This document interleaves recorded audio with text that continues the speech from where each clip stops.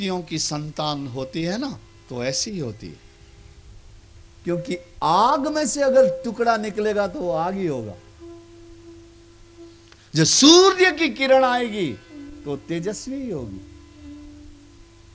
तो हाथ में पानी लेकर के कहा कि मैं आज्ञा देता हूं, आज से 7वें दिन तक्षक नाम का सांप जहां कहीं भी हो, मेरी आज्ञा से 7वें दिन जाए और राजा को डसे और राजा की मृत्यु हो जाए। ऐसा श्राप दिया।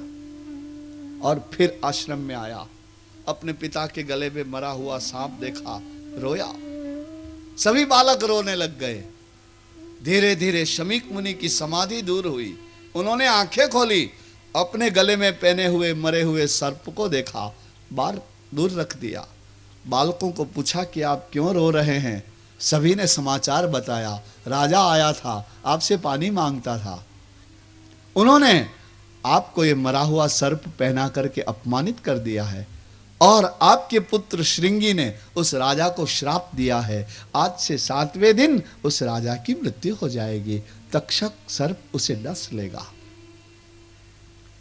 यह सुनकर के शमीक ऋषि बहुत पीड़ित हो गए। अरे अरे, अपरिपक्व बुद्धि के बालक, तूने अच्छा नहीं किया। राजा के बिना तो प्रजा उन्मार्गगामी हो जाती है, नियंत्रणहीन हो जाती है, अनुशासित हो जाती है। राजा तो प्रजा के लिए प्राण के समान आवश्यक होता है। और राजा का अपराध बहुत छोटा था। भूखा और प्यासा व्यक्ति कभी कभी कुछ अविवेक कर लेता है, उसे क्षमा करना चाहिए।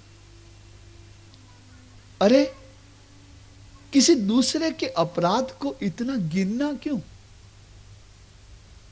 अगर तुम किसी के अपराधों को इतना गिनते हो तो फिर क्षमा का क्या होगा? दया और करुणा का क्या होगा? उसे क्षमा क्यों नहीं करते? क्या तुमको क्षमा करना नहीं आता?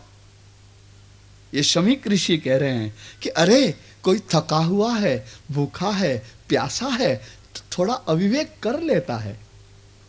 उस अविवेक को ही उसका जीवन समझ लेना अपरिपक्वता है, बालक बुद्धि है। तुमने छोटे से अपराध का बहुत बड़ा दंड दे दिया, जाओ उस राजा को सूचना दो।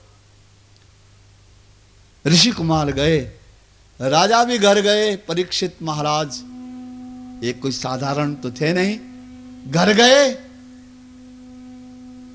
और घर जाकर के उन्होंने पानी पिया और उनको विचार आया कि मैंने जो कुछ किया वो क्या ठीक किया?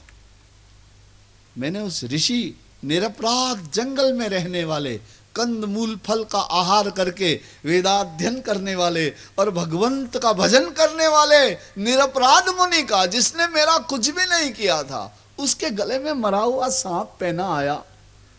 अरे अरे, ये क्या मेरे कुल को शोभा देता है? मेरे व्यक्तित्व को शोभा देता है? क्या मैंने ये धर्म का आचरण किया? अरे मैंने क्या किया? बहुत पछताने लगा। उसी समय उसे समाचार मिल गया। शमीक मुनि के शिष्यों ने आकर के कहा कि सावधान हो जाइए, आज से 7वें दिन आपकी मृत्यु हो जाएगी। तक्षक नाम का सर्प आपको दंश देगा। ऋषिपुत्र ने आपको श्राप दिया है। राजा बड़ा प्रसन्न हुआ। चलो, यह शरीर छूट जाएगा, लेकिन पाप का दंड मिल गया, इसलिए पाप का निवारण तो हो गया।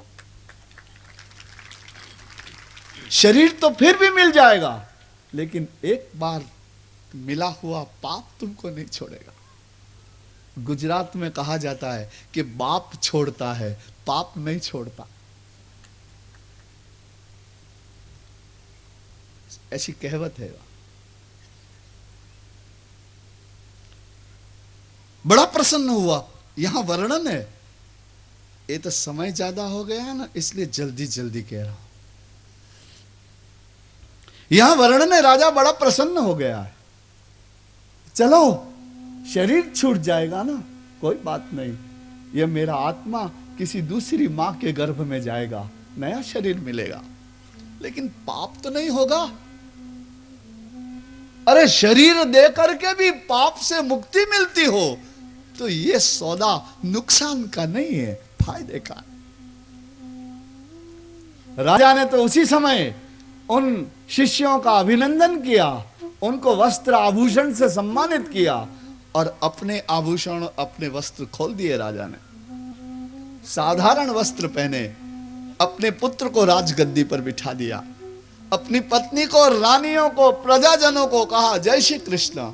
अब क्या करना, जब 7वें दिन जाना है तो फिर यहां कहां रहना, गंगा जी जाऊंगा, वहीं बैठूंगा, वहीं बैठ करके सोचूंगा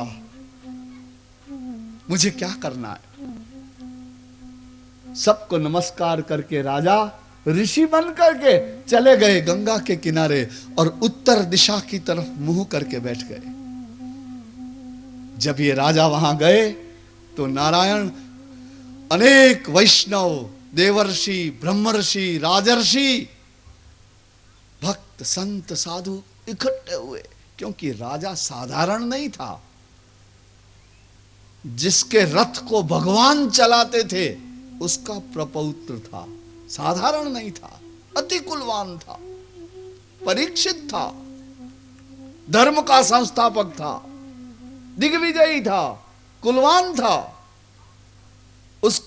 उसका कुल यश से भरा हुआ था, भरतवंशी था।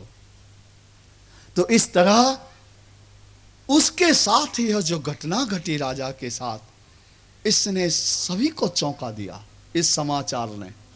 और लोगों ने सुना कि राजा तो अन्न, जल, वस्त्र, राज सिंहासन, पत्नी, पुत्र, परिजन सबका त्याग करके गंगा किनारे चले गए हैं। तो सभी वहीं चले गए। इतने सारे ऋषियों को अपना अनायास आया हुआ देखकर राजा परीक्षित की आंखों में आंसू आ गए। उन्होंने हाथ जोड़ करके कहा कि अरे अरे अरे, मुझे लगता है कि उस ऋषि पुत्र ने मुझे श्राप नहीं दिया पर आशीर्वाद दिया। क्यों? कि जीवन में एक संत मिलता है तो जीवन की दिशा बदल देता है। और ये मृत्यु के समय इतने महात्मा अपने आप यहां आ गए हैं मुझे दर्शन देने के लिए, तो फिर इसे मैं कैसे श्राप समझूं?